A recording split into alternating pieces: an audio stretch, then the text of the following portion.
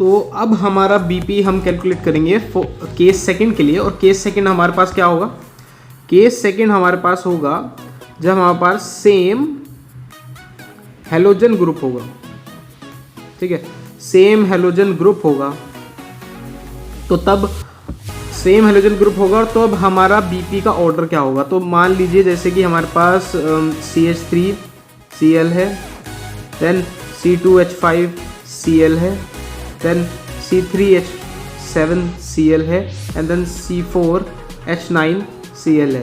तो यार हमने पिछली वीडियो में एक बात कही थी कि जो हमारा बीपी होता है वो डायरेक्टली प्रोपोर्शनल होता है हमारी वंडरवॉल फोर्सेस से, और हमारी जो वंडरवॉल फोर्सेस होती है ना वो डायरेक्टली प्रोपोर्शनल होती है हमारी मॉलिक्यूलर मास से।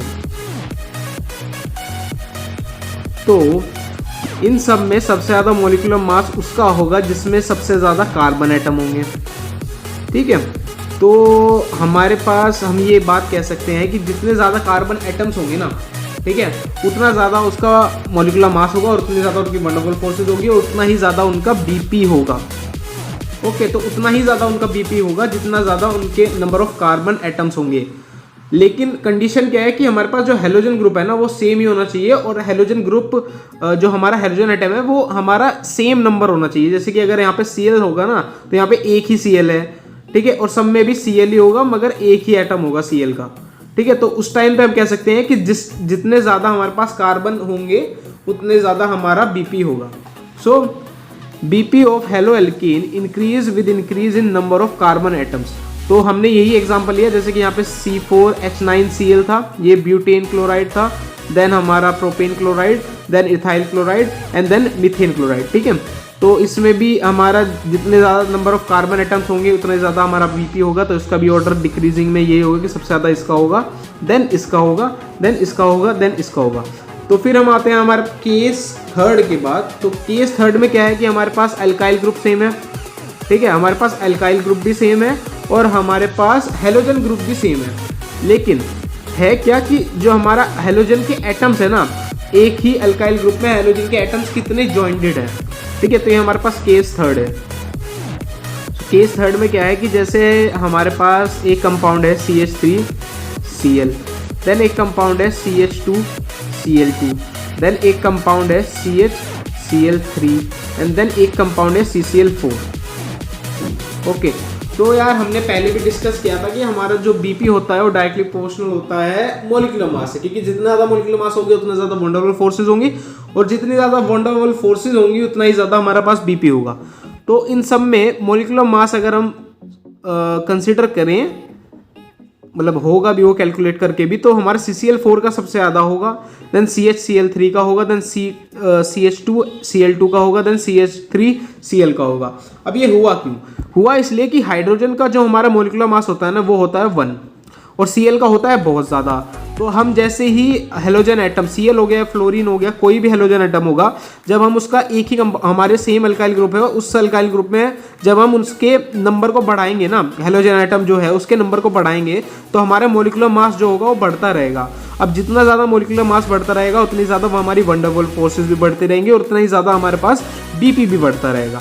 तो ये इसका एग्जाम्पल था।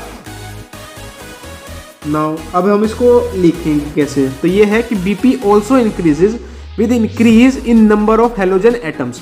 तो हमने यही बात की है, जितने ज़्यादा हेलोजन एटम होंगे ना एक कंपाउंड में, लेकिन अल्काइल ग्रुप सेम होगा, और उतने जितने ज़्यादा हमारे पास उसी कंपाउंड अल्काइल ग्रुप है, एक कंपाउंड है उसमें अल्काइल ग्रुप सेम है, और उसमें जितने ज़्यादा हमारे पास हेलोजन एटम होंगे उतने ज़्यादा उसका बीपी होगा। देन हमारे पास थर्ड केस आता है BP decrease with increase in branching. So अब ये प्रॉपर्टी का क्या कहना है कि हमारी जितनी ज़्यादा ब्रांचिंग होगी उतना ज़्यादा हमारे पास बीपी जो होगा डिक्रीज करेगा। अब ऐसा क्यों होता है? ऐसा इसलिए होता है कि ब्रांचिंग जितनी ज़्यादा होगी ना उतना ज़्यादा हमारे पास सरफेस एरिया कम होगा। अब जितना ज़्यादा अब ये है कि जितना ज़्यादा सरफेस एरिया होता है उतनी ज़्यादा वंडरवॉल फोर्सेज होती है, उतने ज़्यादा हमारे पास बीपी होगा।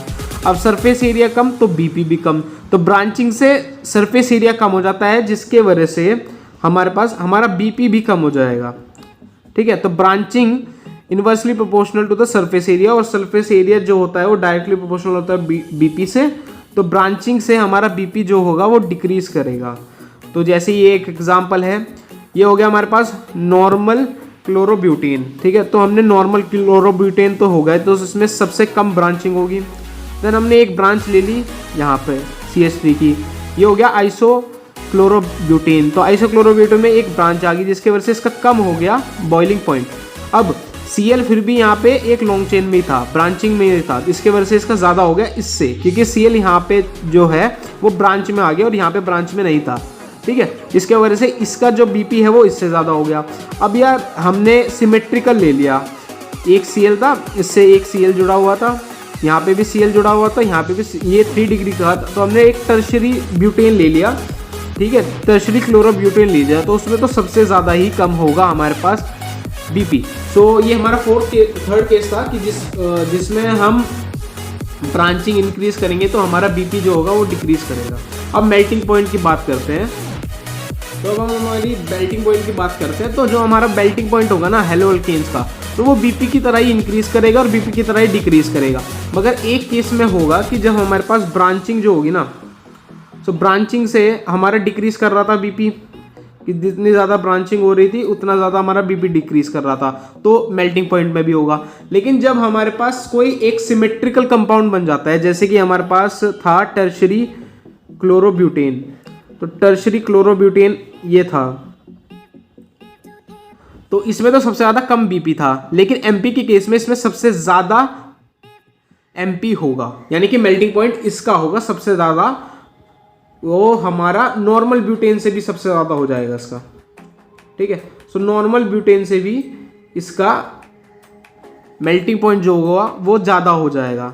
ऐसा क्यों हुआ? ऐसा इसलिए हुआ कि जब हमारा सिमेट्रिकल कोई कंपाउंड हो जाता है ना, तो सिमेट्रिकल कंपाउंड होने की वजह से ये एक क्लोज्ड पैक्ड स्ट्रक्चर बन जाता है। क्लोज्ड पैक्ड स्ट्रक्चर का मेल्टिंग पॉइंट जो होता है बहुत ज़्यादा होता है, जिसके वजह से जब हम ब्रांचिंग कर रहे हैं, ब्रांचिंग करने के साथ हमारा मेल्टिंग पॉइंट तो डिक्रीज होगा। ठीक है, लेकिन जब हमारे पास ब्रांचिंग करते करते हम एक ऐसा कंपाउंड बना देंगे जो हमारा सिमेट्रिकल होगा, तो सिमेट्रिकल में क्लोज पैकिंग हो जाएगी और क्लोज पैकिंग की वजह से हमारा मेल्टिंग पॉइंट जो होगा वो बहुत ज़्यादा हो जाएगा।